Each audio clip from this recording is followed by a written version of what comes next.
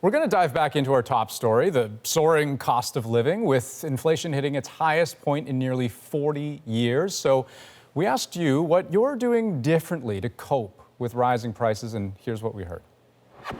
I used to go to Longos and Portinos a lot, and now I'm shopping more at Walmart and No Frills, just because of the really extensive change in prices. Buying a house doesn't even seem to be in my future for the next 10, 15, 20 years with the way things are going.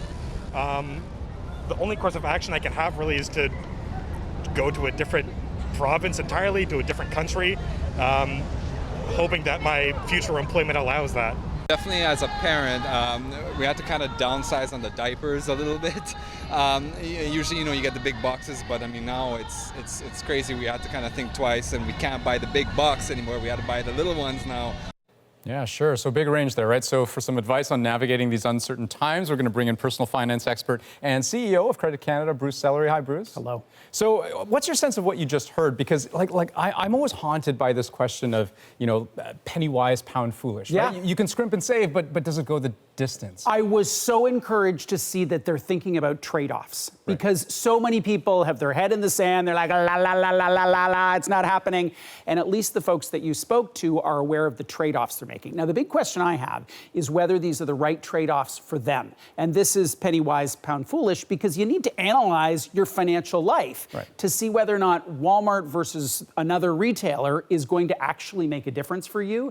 And that is a function of what you're paying on your mortgage, how much money you make, what's going on with your kids. There's so many other variables that make up your family income statement, and you need to just take a breath and look at what's coming in and what's going out and what's going to make a difference. Right, because are you saying that the starting point for that analysis really does have to be something simple, like just track the dollars, like dollar in, dollar out? And there's lots of ways you can do that. There's software that will allow you to do that, but it's very helpful for you to look and go, what? I had no idea I was spending that amount of money on groceries or childcare or.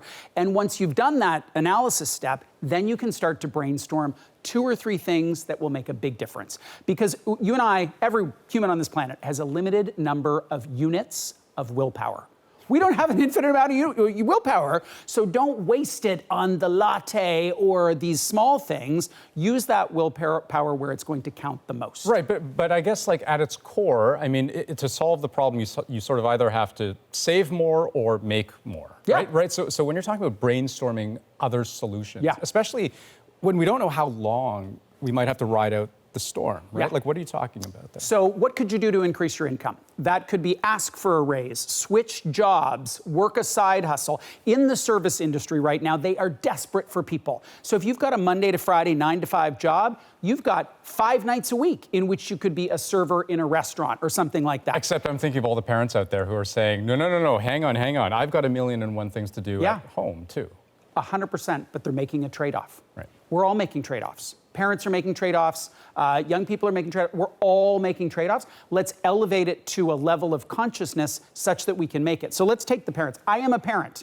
I know what it's like to be a parent, and it is a hard go. Right. But if you've got 2 people, maybe one of them could go out and work an additional shift at some point. It's exhausting. All of it's exhausting. But I think the fundamental tenet of personal finance is you have to live within your means. Right. There's just no option. And so that's the make more side of the equation, the save more side of it. What's something, I guess, out of the box thinking that could apply there? Well, listen, I think when we think about our entertainment, we kind of view it as a birthright, that we get the streaming services and the cable and the phones and what if you didn't?